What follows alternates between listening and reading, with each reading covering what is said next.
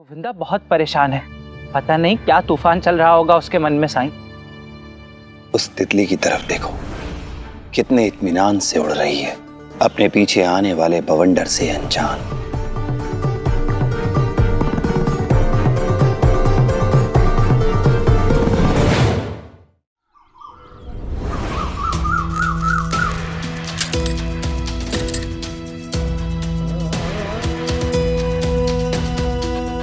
ये लक्ष्मी का अवतार है तो क्या फर्क पड़ता है?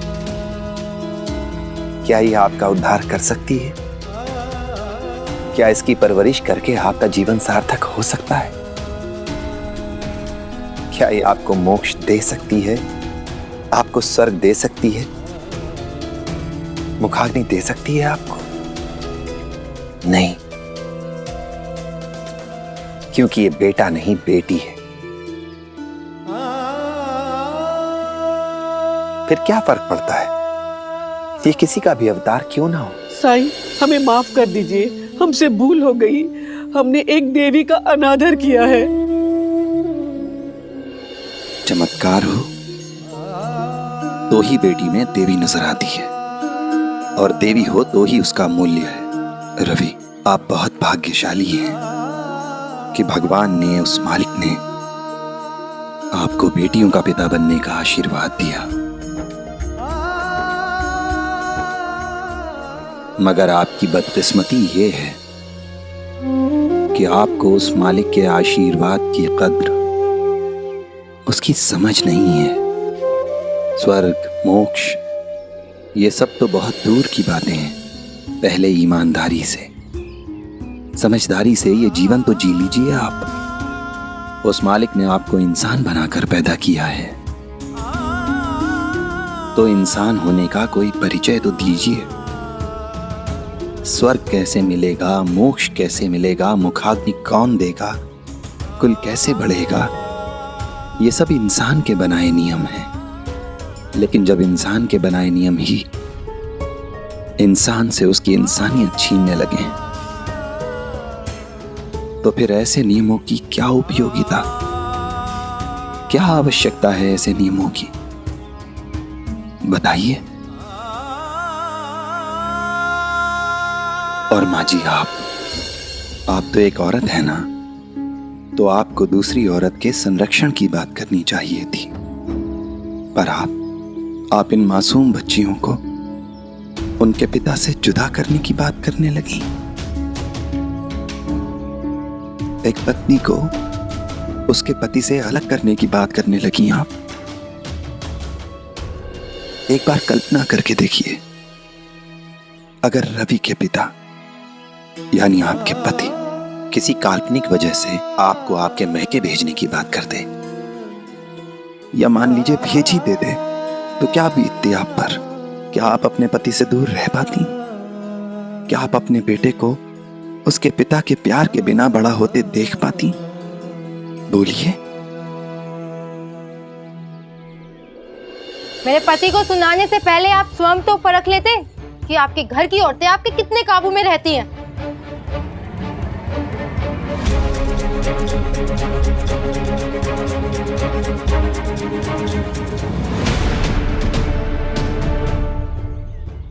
क्या कह रही है ये?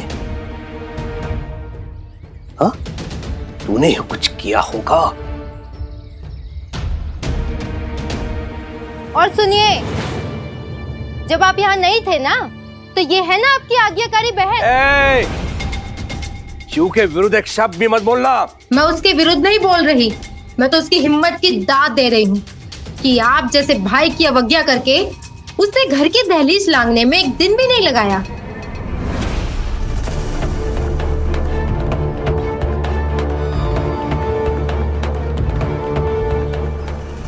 हरिओम हरिओम। तेरी इस मति भ्रम का उपचार है मेरे पास। रुक, मैं औषधि लाके देता हूँ, और वो भी निःशुल्क। संभव है? फिर तो औषधि पूरे गांव को दीजिए, और उन लोगों को भी जिन्होंने आपकी बहन को मेरे घर आते देखा। शायद सभी लोगों को मति भ्रम हुआ हो। वो मेरे घर भी आई और बहुत देर तक रुकी भी। और आपकी आज्ञाकारी पत्नी ने उसे रोका भी नहीं।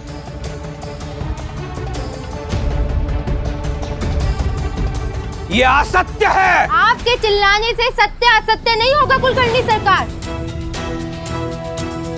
पूछिए पूछिए इन गांव वालों से, बताइए क्या आपने चूहों को नहीं देखा था? सरकार वो यदि तेरी बात की सत्यता सिद्ध नहीं हुई तो जानती है ना क्या दंड मिलेगा? नहीं सरकार, हम आपसे झूठ बोलने की गुस्ताखी नहीं कर सकते, लेकिन आपकी बहन को वृंदा के घर जाते हुए हमने देखा था। सुना सुना आपने? और आपने कहा था ना कि कुलकर्णी सरकार ने अपनी बहन को बाहर कैसे निकलने दिया, बताइए। सरकार, हम आप पे प्रश्न नहीं उठा रहे हैं, बल्कि हम सब अचंभित हैं कि इतना बड़ा बदलाव हुआ कैसे, वो भी आपके घर में।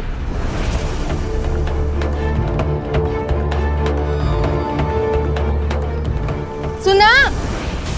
अब विश्वास हुआ?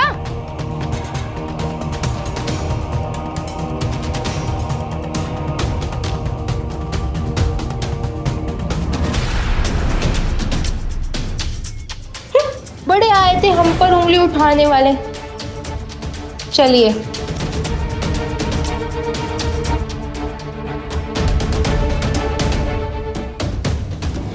साईं, हमें माफ कर दो। स्वर्ग के लालच में हम अंधे हो गए थे।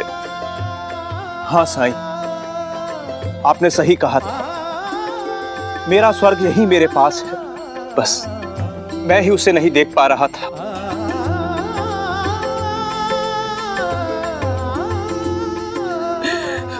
मुझे माफ कर दे बेटी, मैंने तेरे साथ बहुत अन्याय किया है, लेकिन तुमने एक बार भी उफ तक नहीं की। ये तुम्हारी महानता है। मैं तुम्हें वचन देती हूँ, अब ऐसा परिवार बनाएंगे जो समाज के लिए एक मिसाल बने। बोल बेटी, तू क्या मुझे माफ कर पाएगी?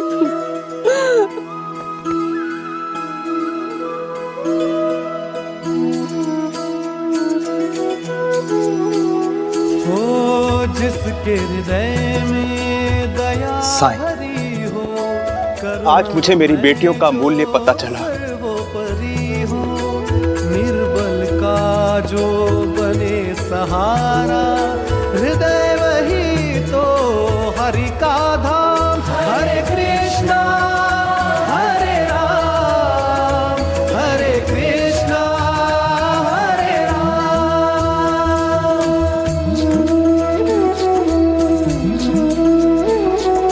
जाति धर्म का भेद नहीं हो, मानवता में छेद नहीं हो, टंटा बखेड़ा खेद नहीं हो, तीर्थ वही है पावन ग्राम। हरे कृष्ण हरे राम, हरे कृष्ण हरे राम, हरे कृष्ण हरे राम, हरे कृष्ण हरे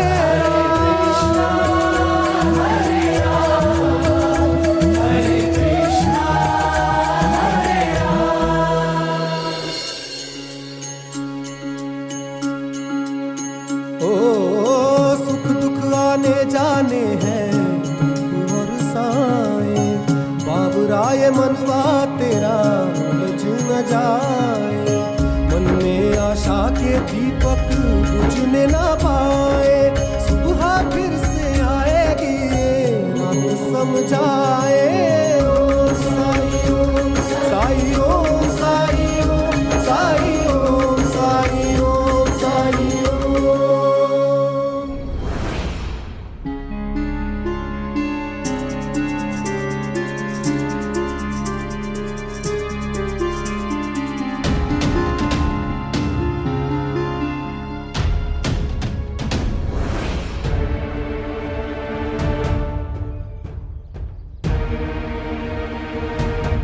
आत्या, मिल गया मुझे। यहाँ आ।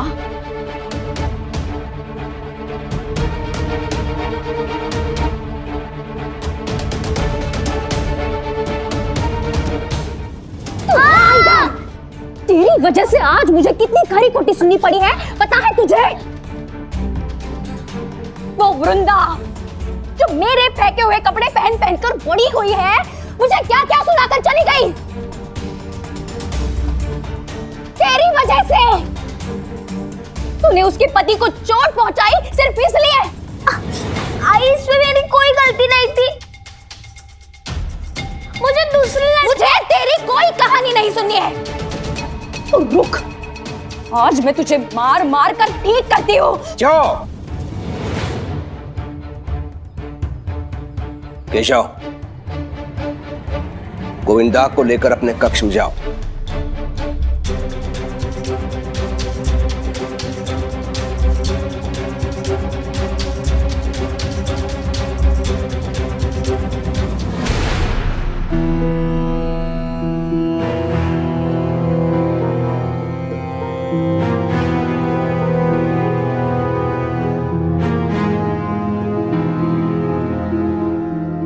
क्यों?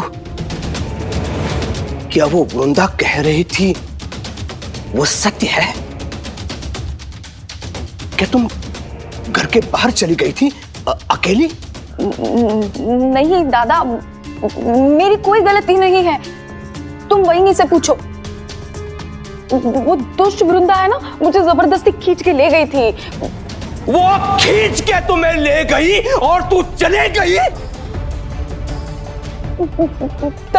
दादा मुझसे भूल हो गई। दादा भूल तो मुझसे हुई है चू, जो मैंने तुम पर विश्वास किया।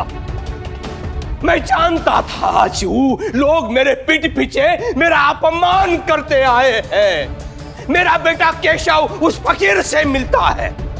मेरे दो नौकर अंता पंता मेरे नाम का दुरुपयोग करके उसका लाभ उठाते हैं।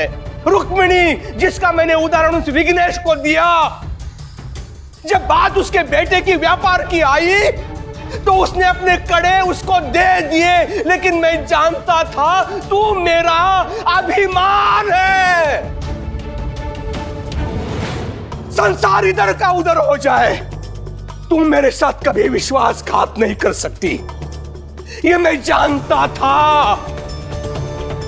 पता है तुम्हें दुख किस बात का अधिक है मुझे? तूने ये बात मुझसे छुपाई या तूने ये किया? सुन, विश्वनाथ के मृत्यु के पश्चात मैं चाहता था तो तुम्हें विधवा आश्रम भेज सकता था, लेकिन मैंने नहीं भेजा। मैंने तुम्हें अपने घर में रखा पूरी स्वतंत्रता के साथ। मेरे वर्तन में मैंने कभी परिवर्तन आने नहीं दिया, लेकिन फिर भी तूने मेरे साथ इतना बड़ा विश्वासघात क्यों किया चू? दादा मुझे लगा इतनी बड़ी बात नहीं है। ये छोटी बात है चू, ये छोटी बात है। तू जानती नहीं तू कितने बड़े घर से है। तू ये भी जानती है मेरा मान सम्मान, मेरी प्रतिष्ठा मेरे के लिए सब कुछ है। मेरी पत्नी रुक्मिणी, सुहागन पत्नी, वो भी किसी को लिए बिना घर की चौखट नहीं लांघती। फिर तू कैसे चली गई घर के बाहर जैसे कोई छोटे घर की विधवा हो? कैसे भूल गई तू अपना यथार्थ? दादा तुम्हें दुख पहुंचाने की मंशा नहीं थी मेरी। फिर भी किया ना चू। इतनी बड़ी बात तूने मुझसे छुपाई, और पता है मैं ये भी जानता हूं कि तू ये बात मुझे कभी नहीं बताती।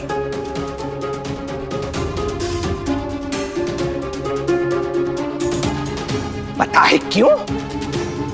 क्योंकि तू ऐसी ही है।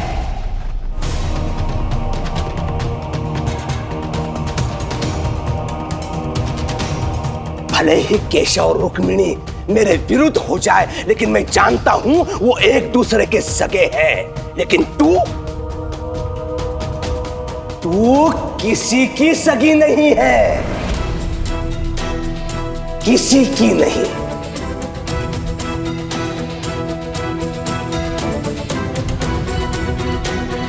तू ना अपने पति की सगी हो सकी ना अपने सास की, ना अपने भाई की।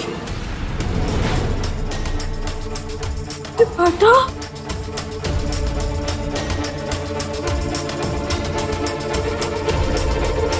मैं भी किससे बात कर रहा हूं?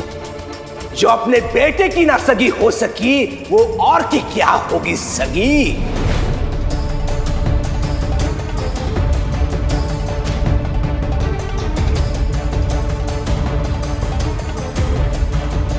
बेटा अरे गोविंदा को तो रुक्मिणी पाल पोस के बड़ा कर रही है।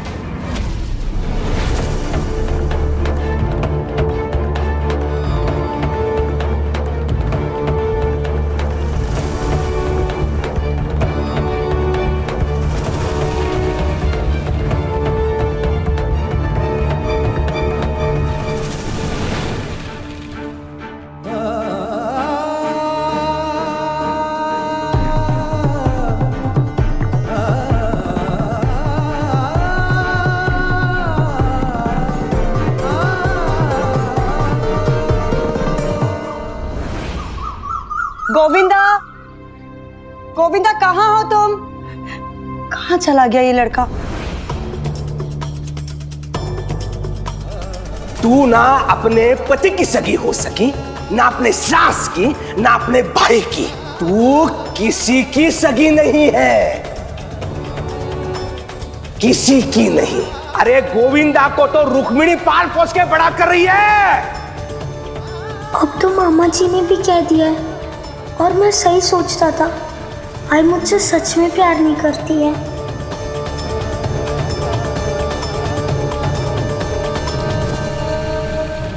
गोविंदा, गोविंदा, क्यों फटे बास की तरह चिल्ला रही हो? गोविंदा को ढूंढ रही हूँ। पता नहीं कहाँ चला गया। कुछ खाया भी नहीं है उसने। अगर वो वाड़े में होता तो अब तक तुम्हारे सामने आ गया होता।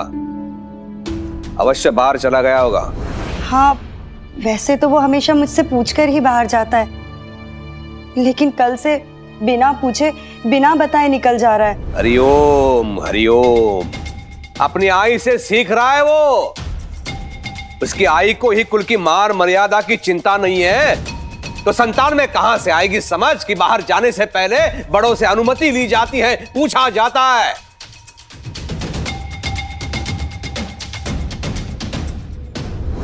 माँ, आप परेशान मत होइए, मैं गोविंदा को ढूंढ कर लाता हूँ।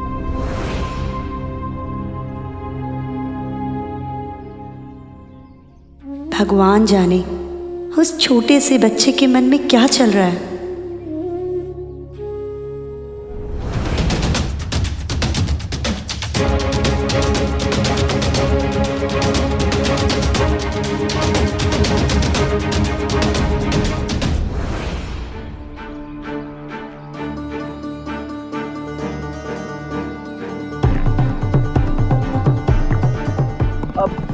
भैया, क्या आपने गोविंदा को देखा कहीं? नहीं, मैंने नहीं देखा।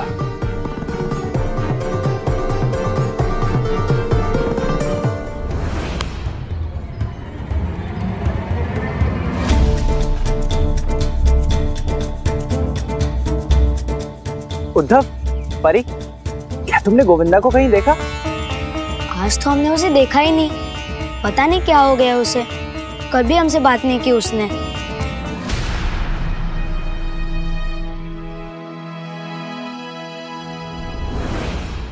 गोविंदा, गोविंदा, गोविंदा, गोविंदा, गोविंदा, गोविंदा, गोविंदा, गोविंदा।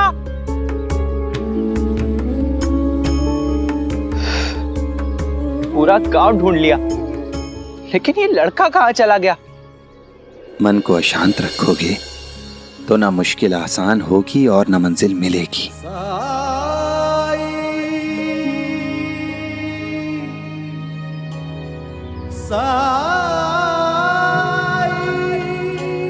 साईं,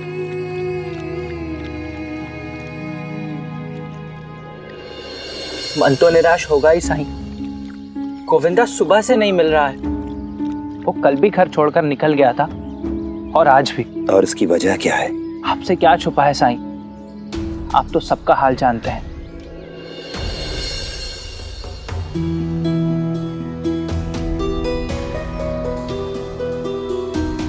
तब से गोविंदा बहुत परेशान है। मुझे तो डर है कहीं गुस्से में वो ज्यादा दूर ना निकल जाए। पता नहीं क्या तूफान चल रहा होगा उसके मन में साईं। उस तितली की तरफ देखो, कितने इत्मीनान से उड़ रही है, बेफिक्र, अपने पीछे आने वाले बवंडर से अनजान।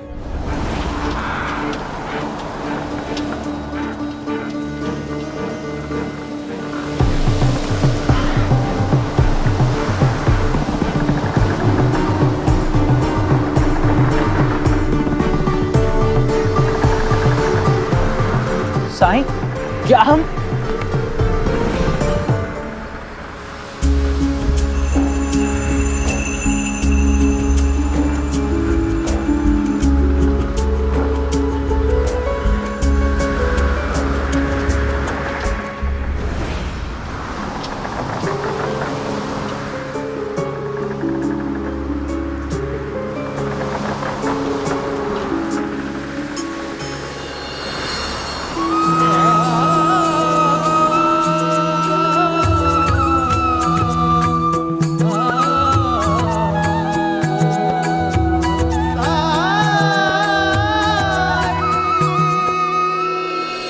ये हवा इस तितली की दशा और दिशा दोनों बदल सकती थी, गिरा सकती थी उसे, लेकिन तितली ने हार के बजाय चुनौती स्वीकार की, उसका सामना किया, न केवल खुद को बचाया बल्कि और भी बेहतर बन के उभरी। गोविंदा के साथ भी यही हो रहा है। मैं कुछ समझा नहीं साईं।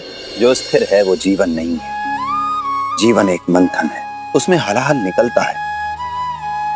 निकलता है तो निकलने तो जरूरी है, क्योंकि उसके बाद ही तो अमृत निकलेगा। जीवन की हर परीक्षा हमें कुछ सिखा कर जाती है, यही जिंदगी का नियम है।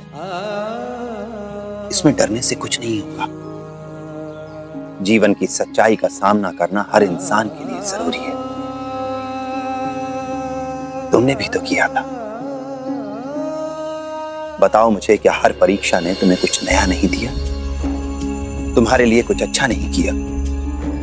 तुम आज जो कुछ भी हो अपने अनुभव से हो। गोविंदा की भी अपनी यात्रा है, चलने दो उसे, तभी तो समझना सीखेगा।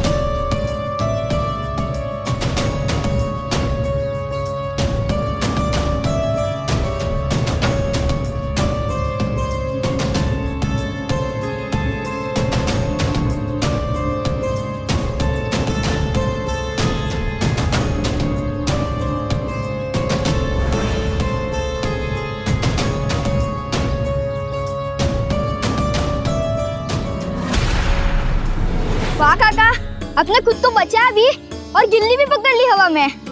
लगता है आप भी खेला करते थे बचपन में। लाइए गिल्ली दीजिए।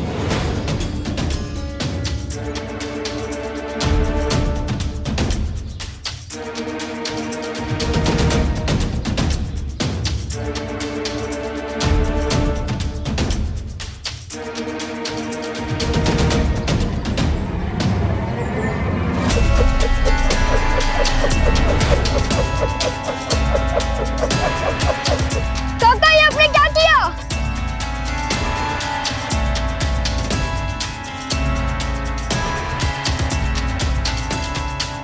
बड़े आए गिल्ली मांगने वाले, शैतान बच्चे।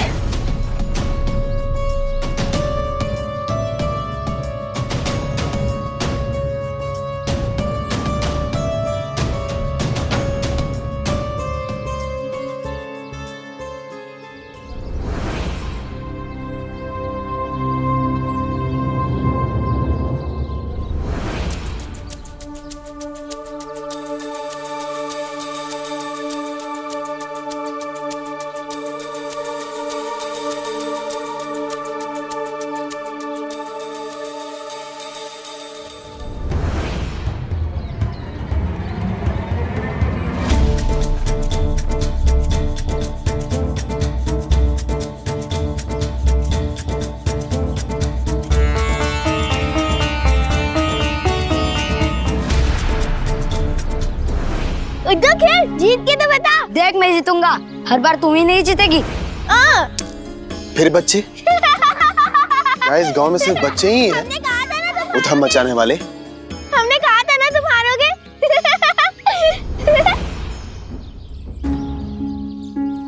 लगता है कि मैं रास्ता भटक गया हूं, किसी से पूछना पड़ेगा। पर यहाँ आसपास और कोई दिखाई भी नहीं दे रहा है।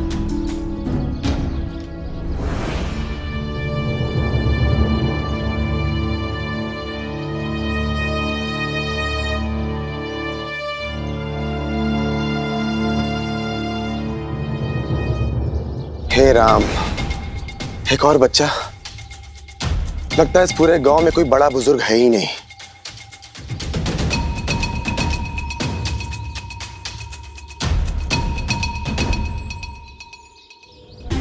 ये बच्चा शांत बैठा है, औरों से अलग है, कोई शरारत नहीं कर रहा।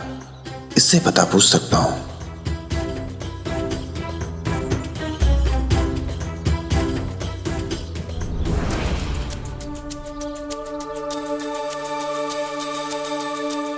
सुनो,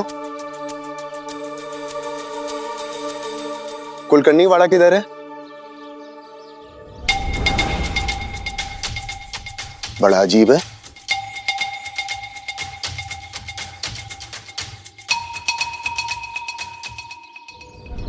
सुनाई नहीं दे रहा तुम्हें? मैंने पूछा कुलकर्णी वाड़ा कहाँ है? क्या काम है? काम नहीं बताऊंगा तो क्या तुम रास्ता नहीं बताओगे? कुलकर्णी के चौकीदार हो क्या तुम? रास्ता पता है तो चुपचाप रास्ता बताओ ना। क्या काम है क्या नहीं है, इससे तुमको क्या मतलब? अच्छा, इन्हें अभी मैं मसाज सिखाता हूँ। वो मैं इसलिए पूछ रहा था क्योंकि आपको पता नहीं है ना कि कुलकर्णी वाड़ी का नाम बदलकर गोविंदवाड़ा हो गया है। नाम जो भी हो, उससे मेरी सेहत में कोई फर्क पड़ने वाला नहीं है। वैसे कहाँ है ये गोविंदवाड़ा? आप यहाँ से सीधा जाइए, फिर दाहिनी बाएं मुड़िए, फिर आपको आगे जाके 2 रास्ते मिलेंगे, लेकिन आपको कहीं पे मुड़ना नहीं है, सीधे सीधे चलते जाना है। फिर आपको 2 बार दाएं लेना है, फिर आपकी नाक की तरह एकदम सीधे सीधे चलते जाइएगा और थोड़ी दूरी पर आप पहुंच जाएंगे। बड़ा टेढ़ा मेढ़ा रास्ता है और दूर भी है, लेकिन कोई बात नहीं, अब आ गया हूं तो जाना तो पड़ेगा ही। तुम समझदार लगते हो, शुक्रिया। लेकिन आप बड़े ना समझ लगे मुझे। अब आएगी अकल ठिकाने आपकी, जब भटकते हुए गांव से बाहर पहुंच जाएंगे।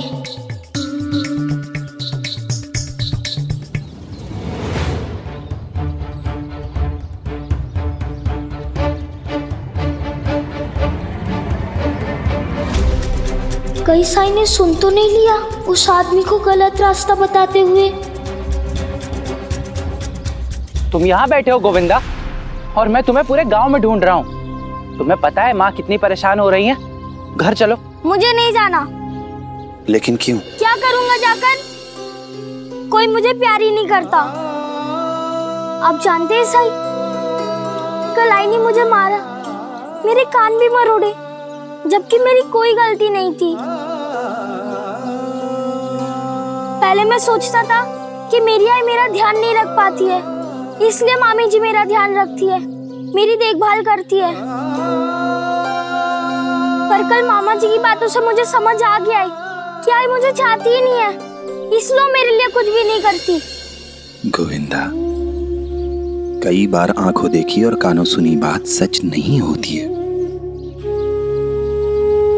तुम्हारी आई तुमसे बहुत प्यार करती है, बस वो तुम्हें दिखाती नहीं है, जताती नहीं है। कई बार हालात ऐसे बन जाते हैं कि ना चाहते हुए भी हमें गुस्सा आ जाता है, और हम ना चाहते हुए भी वो गुस्सा किसी ना किसी पर निकाल देते हैं। अच्छा, एक बात बताओ, जैसे कल तुम्हारी गलती नहीं थी, फिर भी तुम्हारे न चाहते हुए भी विघ्नेश को चोट पहुंची। तुम ही बताओ, क्या तुम विघ्नेश को चोट पहुंचाना चाहते थे? नहीं साई। अपनी गलती का पछतावा था ना तुम्हें बुरा लग रहा था ना? ठीक इसी तरह तुम्हारी आई भी तुम्हें चोट नहीं पहुंचाना चाहती थी, लेकिन अपने हालात से, अपनी परिस्थितियों से वो बहुत दुखी थी, बहुत परेशान थी, और उसका गुस्सा तुम पर निकल गया। मेरी बात का यकीन करो, चोट तुम्हें पहुंची पर दर्द तुम्हारी मां ने सहा है। और तुम ये कैसे कह सकते हो कि कोई तुम्हें प्यार नहीं करता? क्या तुम्हारी मामी जी तुम्हें प्यार नहीं करती? क्या तुम्हारे केशव दादा तुम्हें प्यार नहीं करते? तुम्हारी आई भी तुम्हें बहुत प्यार करती है। तुम्हारी मामी और तुम्हारी आई दोनों तुम्हारे लिए बहुत परेशान हैं। इसलिए तुम अपने दादा केशव के साथ घर जाओ।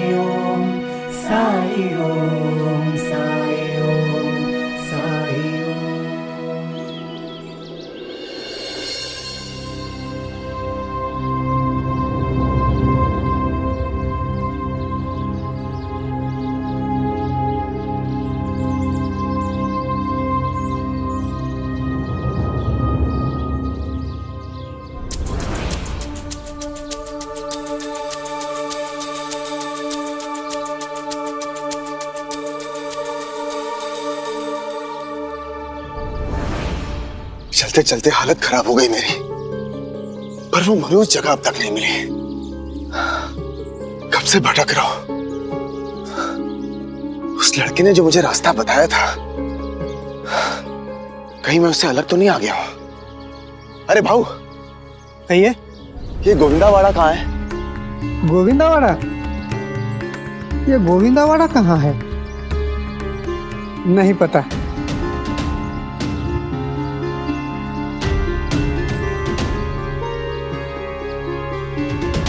गोविंदावाड़ा तो पता नहीं, लेकिन आप यहाँ से सीधे चलते जाइए, शायद आगे कोई घर हो।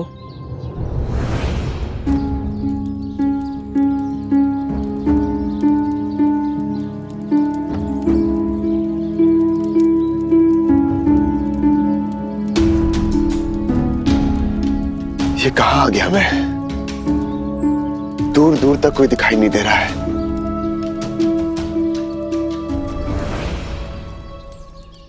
पानी,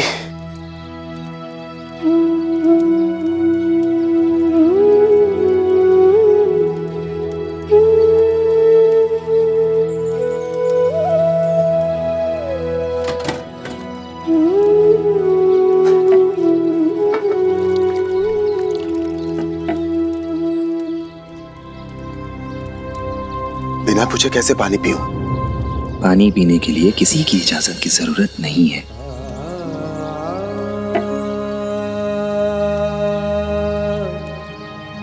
खाना और पानी इंसान की जरूरत है, और ये जरूरत शौकिया नहीं, कुदरती है। और जो कुदरती हो, उसके लिए कोई ना कैसे कह सकता है।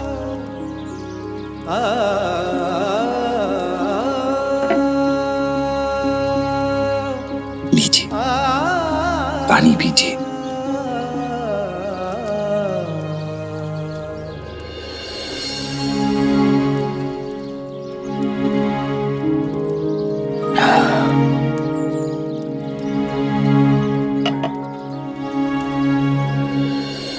भूख और प्यास को मिटाना शरीर की दो ऐसी आवश्यकताएं हैं जिनकी कभी अनदेखी नहीं करनी चाहिए। जब शरीर मांगे तो उसकी पूर्ति करनी चाहिए, वरना हमारे शरीर को नुकसान हो सकता है। आपका नाम? सब लोग मुझे साई कहते हैं।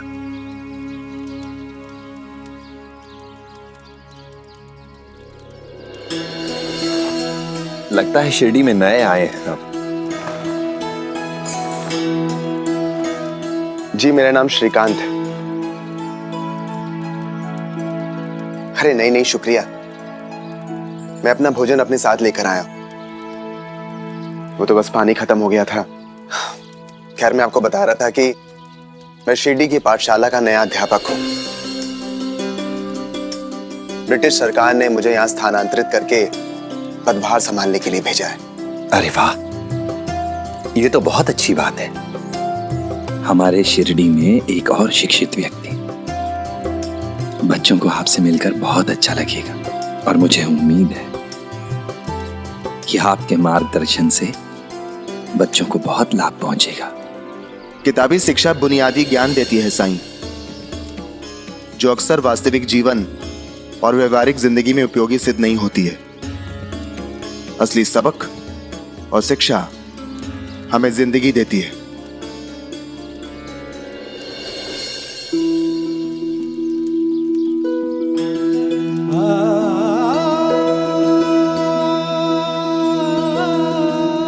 शायद आप सही कह रहे हैं, पर मुझे लगता है आप इस बात से जरूर सहमत होंगे कि हम पर निर्भर करता है हम जिंदगी से मिले सबक को किस नजरिए से देखते हैं। और शिक्षक हर मायने में गुरु ही होता है, जो अपने विद्यार्थियों को, अपने शिष्यों को न केवल किताबों में लिखी बातें सिखाता है, बल्कि उन्हें गलत रास्ते से सही रास्ते पर भी ले जाता है। मैं तो बस इतना जानता हूं साईं कि ये मेरे लिए एक सरकारी नौकरी है। मुझे 5 घंटा बच्चों को पढ़ाना है, 100 में पढ़ा दूंगा। अब उसमें से जो समझदार होंगे वो समझ जाएंगे, और जो ना समझे वो उनकी किस्मत। मुझे तो बस अपना काम खत्म करके अपने घर जाना है और महीने के आखिर में अपना वेतन पाना है।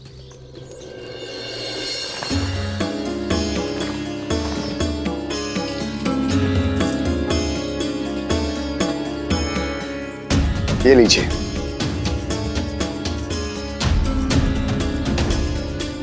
पानी की कीमत अदा कर रहे हैं। जिंदगी में हमें जो चीज भी मिलती है, हमें उसकी कीमत चुकानी पड़ती है। पैसों से ना सही तो एहसान के तौर पर। और किसी का एहसान लेने से अच्छा है कि उसकी कीमत चुका दी जाए, क्योंकि एहसान कई बार बहुत महंगा पड़ता है। जिस चीज की कीमत प्रकृति मुझसे नहीं लेती, उसकी कीमत मैं आपसे कैसे ले सकता हूं? मैं आपकी बातों से सहमत तो नहीं हूं, फिर भी मैं आपकी इच्छा का मान रखता हूं। आपने मेरी प्यास बुझाई है, आपका मुझ पर कर्ज रहा। चलता हूं। श्रीकांत,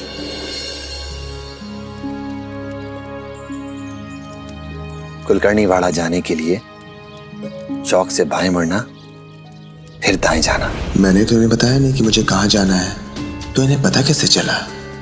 हो सकता है बातचीत के दौरान मैंने गलती से बोल दिया हो। शुक्रिया साईं।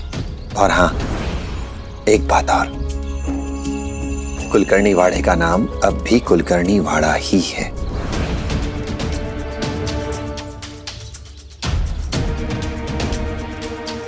मतलब उस लड़के ने मुझसे झूठ बोला जिसे मैंने शरीफ समझा, वही लड़का सबसे बदमाश निकला। वाकई में बच्चे शैतान होते हैं, किसी काम के नहीं होते। सही रास्ता बताने के लिए धन्यवाद। मंजिल आपकी है। मैं रास्ता नहीं बताता तो भी आप वहां पहुंचते।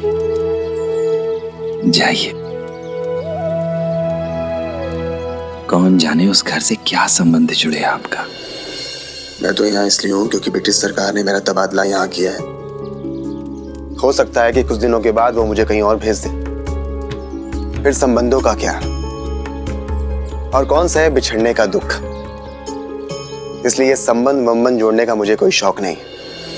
जिंदगी हमारी इच्छाओं की पतवार से ही पार हो, ये तो जरूरी नहीं। जरूरी है। मैं अपनी शर्तों पे और अपनी योजना अनुसार जिंदगी जीना पसंद करता हूं, और आज तक मैंने अपनी जिंदगी ऐसी ही जी।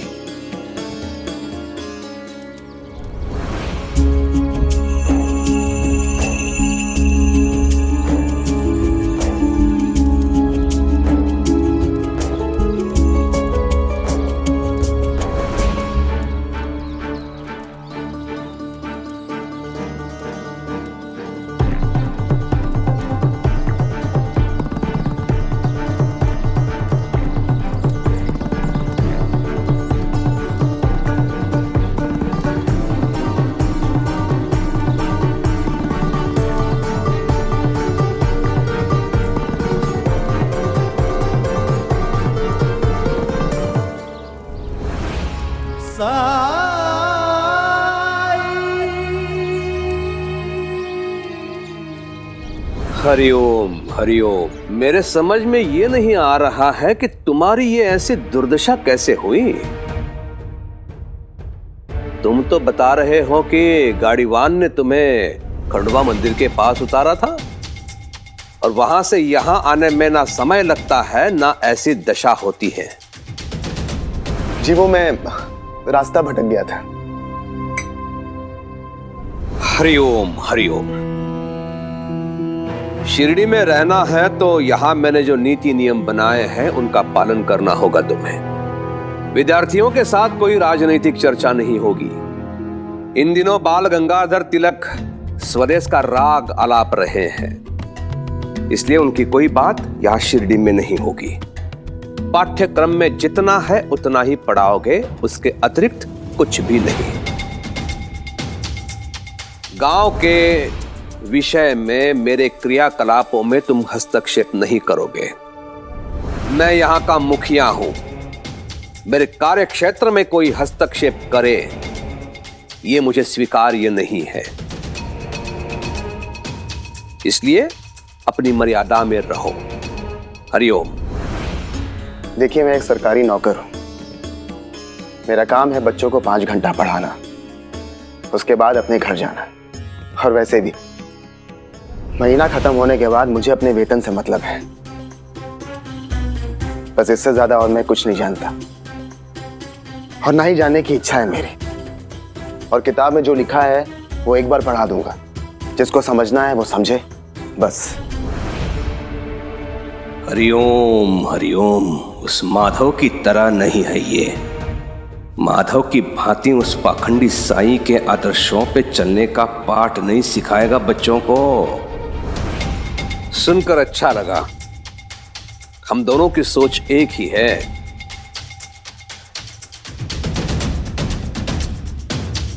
गोविंदा आ गया।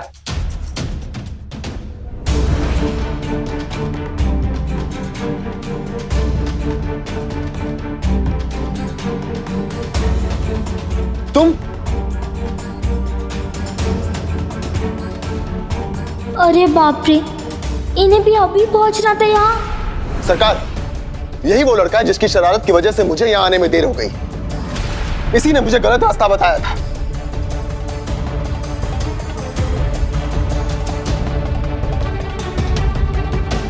और कहा कुलकर्णी वाड़े का नाम बदलकर अब गोविंदा वाड़ा हो गया है। आपको जो कष्ट हुआ उसके लिए मैं अपने छोटे भाई की तरफ से आपसे माफी मांगता हूं। ये थोड़ा शरारती है लेकिन दिल का बहुत अच्छा है गोविंदा। अगर आपका हो गया है तो आप प्रस्थान कर सकते हैं।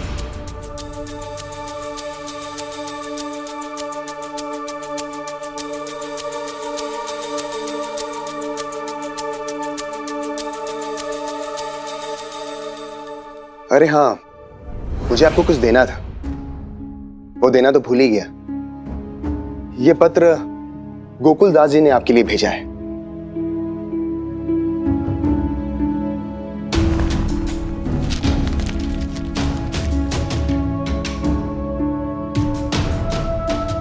पत्र का सार मैं आपको बता देता हूं।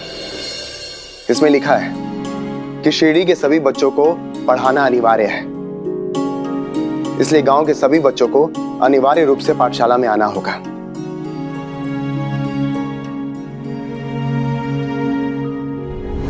बेड़ा गर्क हो इस गोकुल दास का। क्या आवश्यकता है गांव के सभी बच्चों को शिक्षित करने की?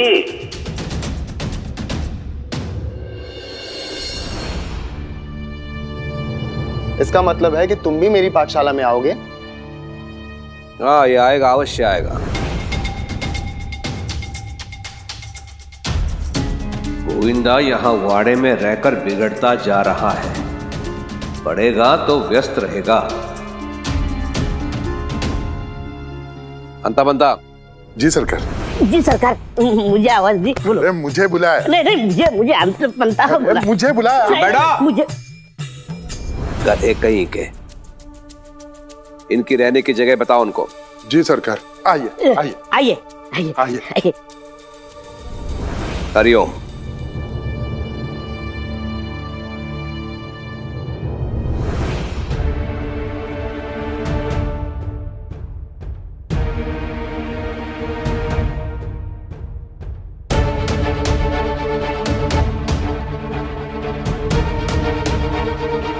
चुगलखोर कहीं का, एक यही वजह था मेरा अध्यापक बनने के लिए। चलो गोविंद।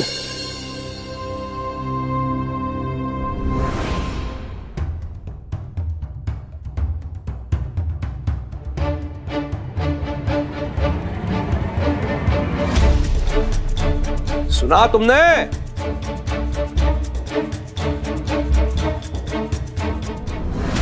गोविंदा अब लोगों को सताने लगा है, कष्ट देने लगा है।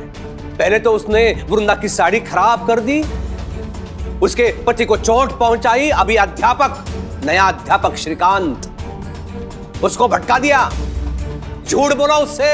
ये कुलकर्णी वाड़ा नहीं, गोविंदा वाड़ा है।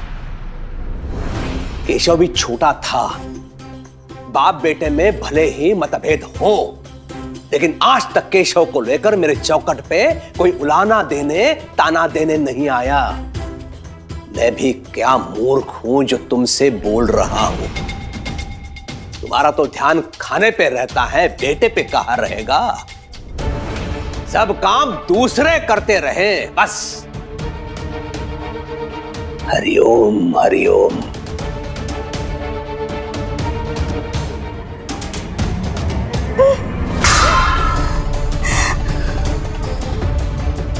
बस बहुत हो गया, बहुत सुन लिया मैंने अपने गोविंदा के बारे में, अपने बारे में।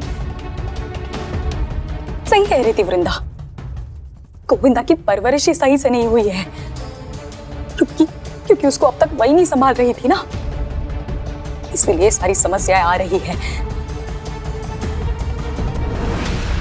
लेकिन अब नहीं, अब मैं किसी की एक नहीं सुनूंगी, किसी को मौका ही नहीं दूंगी कि कोई मेरे बारे में कुछ कह सके, मेरी गोविंदा के बारे में कुछ कह सके। अब अपने बेटे की परवरिश में खुद करूंगी, और वो भी वही से कहीं अच्छी तरह से। अब मैं उसकी आई, उसकी परवरिश की पूरी जिम्मेदारी अपने हाथों में लेती हूँ।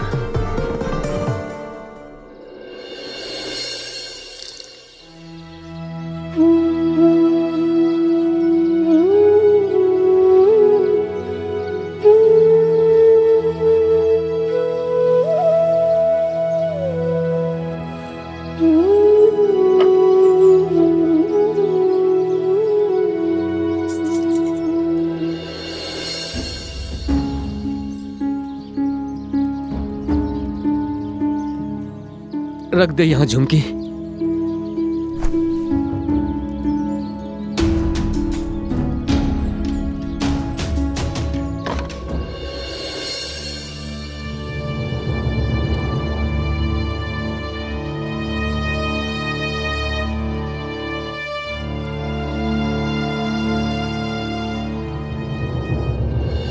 अरे पगली घबरा मत, ये साईं है, साईं ये सबकी मदद करते हैं, बहुत नाम है इनका।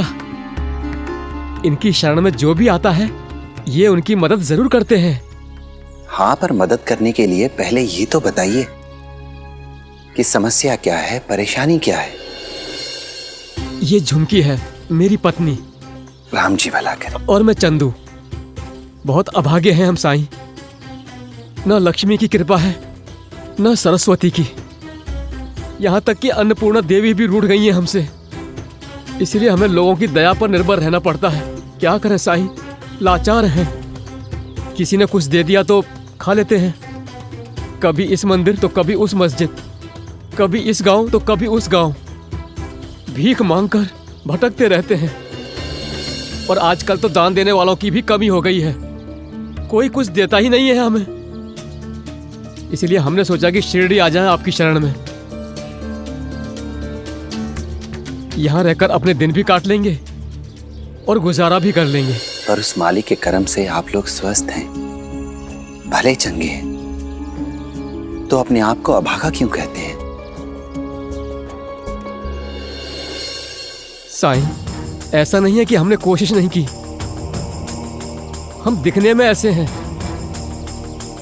पर जरा सी मेहनत की नहीं कि थकान हो जाती है, बेतहाशा पसीना छूटने लगता है और इससे हम बीमार पड़ जाते हैं। इसीलिए तो यहाँ आए हैं। सुना है बड़े उदार लोग हैं यहाँ, दान पुण्य धर्म करने वाले लोग रहते हैं यहाँ पर। अब हम यहाँ से जाने वाले नहीं हैं।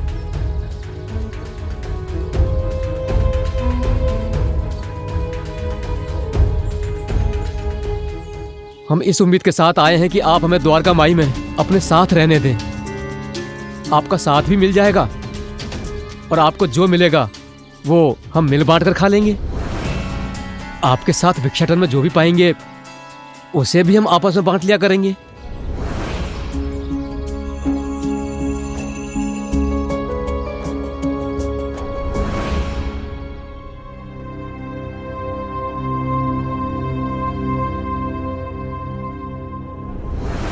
गोविंदा, जल्दी बाहर आ जाओ।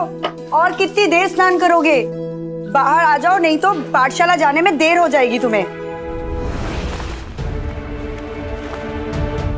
गोविंदा बेटा, अब जितनी देर स्नान करना है करो। हाँ, आज तुम्हारी पाठशाला का पहला दिन है ना? आराम से। चिंताई, ये आप क्या कह रही है? आपको पता है गोविंदा को नहाना बहुत पसंद है। अगर आप उसे बाहर निकलने के लिए नहीं कहेंगी ना, वो 1 घंटा और नहाता रहेगा। क्या मतलब? तुम कहना क्या चाहती हो? मुझे अपने बच्चे के बारे में कुछ नहीं पता? मैं कुछ नहीं जानती? सब जानती हूं मैं। आई हूं मैं उसकी, मेरा बेटा है। और अगर नहीं भी जानती ना, तो उसमें तुम्हारी गलती है, क्योंकि तुमने मुझे कभी जानने दिया ही नहीं। मेरे बच्चे को मुझसे छीन लिया, दूर कर दिया मेरे बच्चे को मुझसे। एक तो करनी तुम्हारी और तानी मुझे पड़ते हैं। तुम जाओ यहाँ से ही। मेरा बच्चा है, मैं देख लूंगी, मैं मेरा काम कर लूंगी। तुम जाओ, तुम जाओ।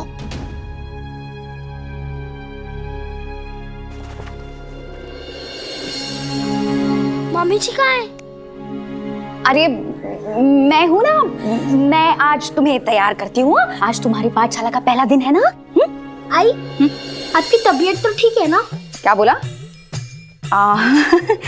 अरे अगर बच्चे को माँ की इतनी चिंता होगी तो माँ की तबीयत कभी खराब हो ही नहीं सकती। और आज तो मेरे लिए बहुत खास दिन है। वैसे हर माँ के लिए ये खास दिन होता है।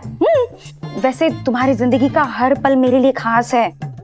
तुम्हारे अलावा मेरा और दूसरा है ही कौन? अगर मुझे पता होता कि पाठशाला जाने से मेरा ध्यान रखने लगेगी, मुझे प्यार करने लगेगी, तो मैं पहले जिद करके चला गया होता।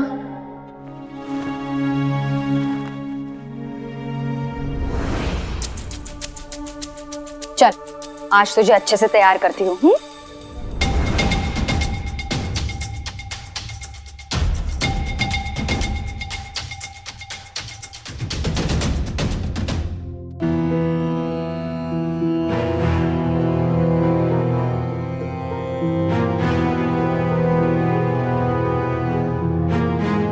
हरिओम हरिओम। आज मैं तुझे नए कपड़े पहनाकर भेजूंगी पाठशाला।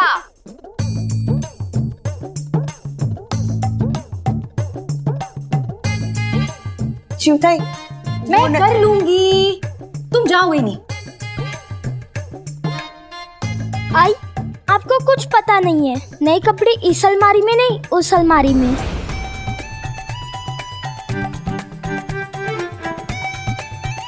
अब कैसे कुछ पता नहीं? पता है मुझे, ये पुराने कपड़े हैं। अरे वो तो मैं जगह बना रही थी नए कपड़ों के लिए। अब मैं तुम्हारे लिए ढेर सारे नए कपड़े लेकर आने वाली हूँ। सच? हाँ सच। चल अब जल्दी से तैयार हो जा। आप यहाँ जब तक चाहें तब तक रह सकते हैं, पर यहाँ के दूसरे कामों में आपको मेरी मदद करनी होगी। कैसी मदद? यही छोटी मोटी मदद, जैसे कि आज द्वारका माई में लकड़ी नहीं है और मेरे हाथों में दर्द है, तो मैं कुल्हाड़ी चलाने की स्थिति में नहीं हूं। क्या आप जंगल से मेरे लिए लकड़ियां काट लाएंगे? नाम बड़े दर्शन छोटे। मैंने सोचा था गांव वाले इनके आगे पीछे लगे रहेंगे खातिरदारी में, और हम दोनों मियाँ बीवी को कुछ करना नहीं होगा, कट जाएगी जिंदगी आराम से। लेकिन अब तो इतनी धूप में जंगल जाकर लकड़ियां काट कर लानी होंगी। किस सोच में डूब गए आप? अगर लकड़ियां काट कर लाने में भी आप मेरी मदद नहीं कर सकते, तो द्वारका माई में रहना बहुत मुश्किल होगा आपके लिए। बस आज भर की ही बात है चंदू, कौन सा तुझे रोज रोज काम करना पड़ेगा। ठीक है साईं, मैं ले आऊंगा। मैं कुल्हाड़ी लाता हूं।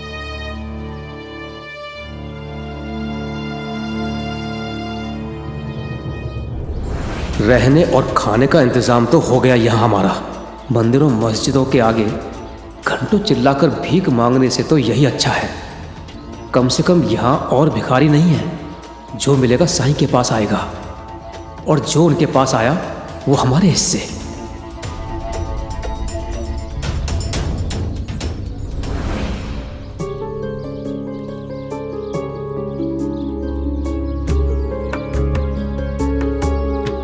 ये लो कुल्हाड़ी।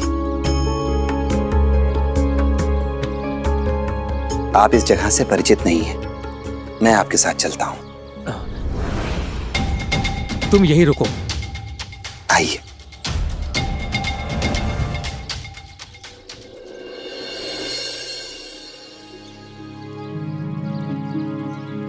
मन में साई के क्या है कौन जान पाए। ओम साई ओम साई ओम साई ओम साई ओम साई ओम साई ओम। गोविंदा जल्दी जल्दी खाओ वरना देर हो जाएगी।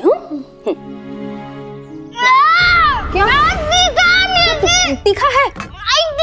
अरे रुको मैं पानी लेकर गोविंदा शांति रखो। ये लो ये लो ये लो पानी पी लो। आज पानी पी लो। शांत हो जाओ। चिंताई, पानी से मिर्ची की जलन नहीं जाएगी, शहद दीजिए उसे। ठीक है। वो क्या है ना चिंताई, ये बिना मिर्ची की थाली है। आप हड़बड़ी में वो थाली लेकर आई जो मैंने आपके लिए रखी थी। हरिओम हरिओम। रुक्मिणी, मैं काम से बाहर जा रहा हूं और शाम होने से पहले लौटूंगा।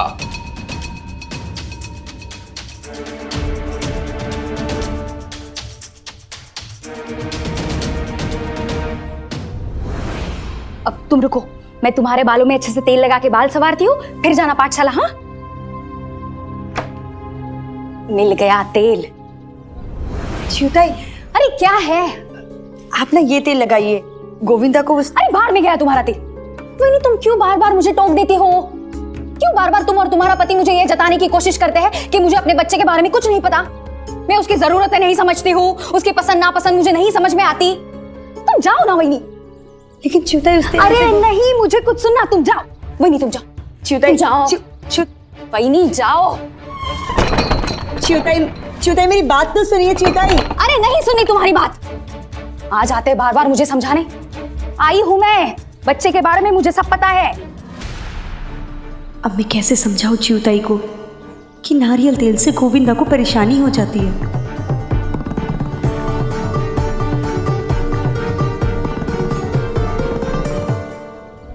इनको लगता है मैं बेवकूफ हूं।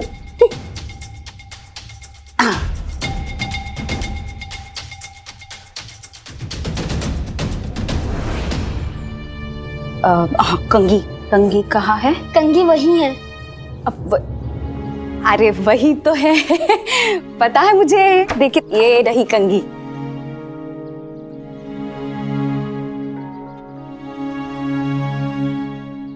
कितना अच्छा लग रहा है मेरा गोविंदा। आज तुम्हारी पाठशाला का पहला दिन है, कोई शरारत मत करना। गोविंदा, दही शक्कर।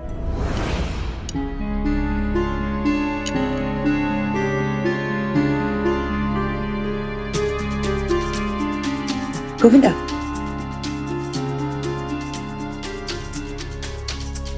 मैं चलता हूँ मामी जी।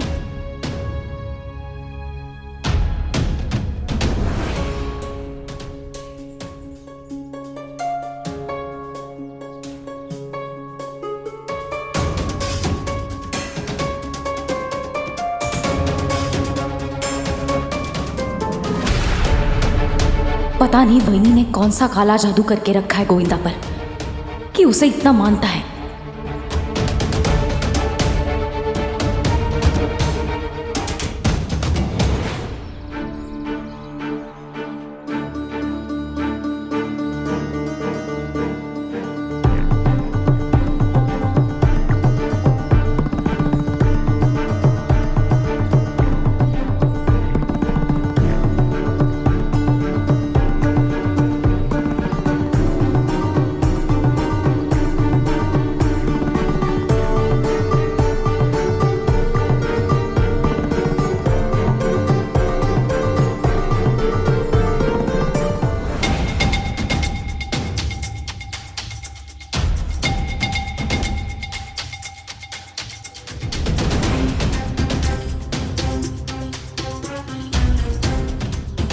नहीं,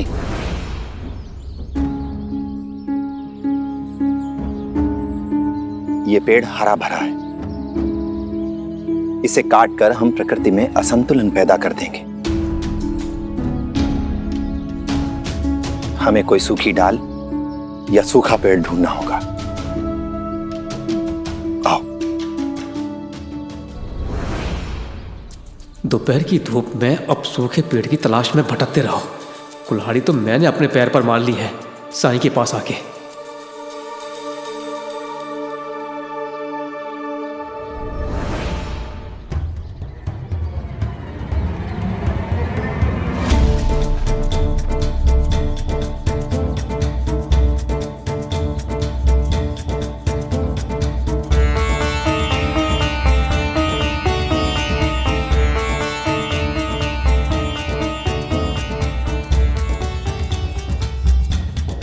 नहीं, ये पेड़ भी अभी सूखा नहीं है, बस कुछ पत्ते सूख गए हैं।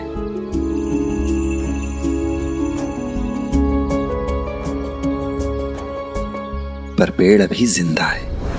साईं, इतने सारे पेड़ हैं जंगल में, अगर एक काट भी दिया तो कौन सा प्रलय आ जाएगा?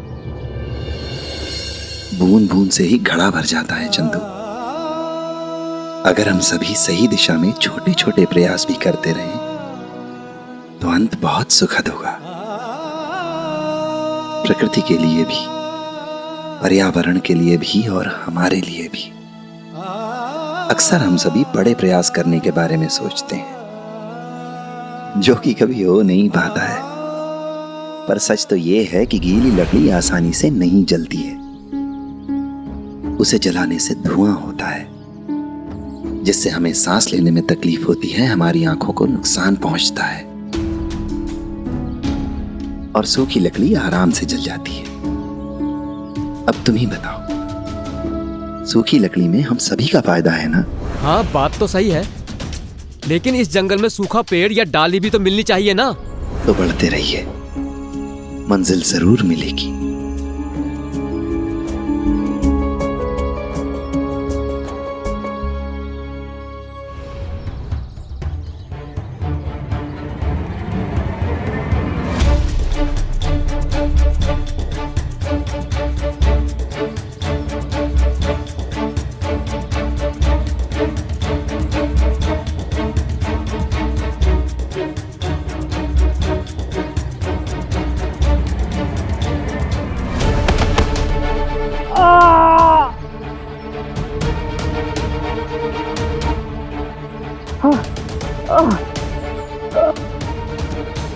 क्या हुआ? मोच आ गई पैर में। चिंता की बात नहीं है, मैं ठीक हूं। चलते रहिए साईं, हमें जल्दी से सूखी लकड़ियां लेकर वापस लौटना होगा ताकि हम कुछ खा सकें।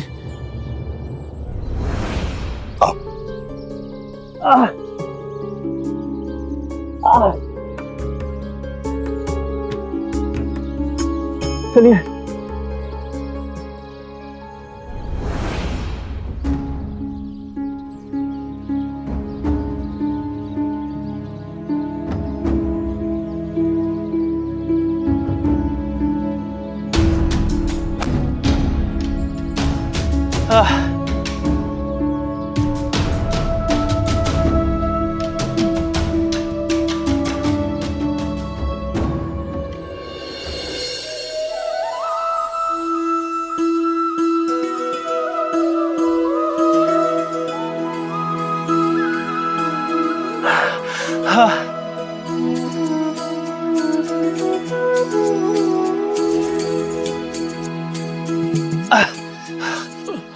साईं, क्या थक गए?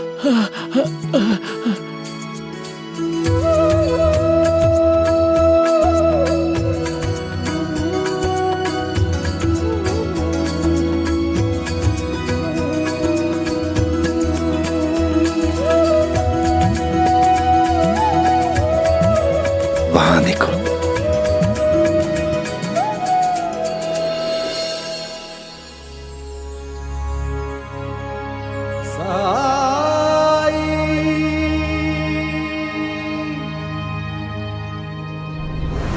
ये कहां से आया? अभी अभी तो मैं यहां से गुजरा। हो सकता है आपने पहले ध्यान से ना देखा हो। अब इसे छोटे छोटे टुकड़ों में काट लो। ठीक है साईं।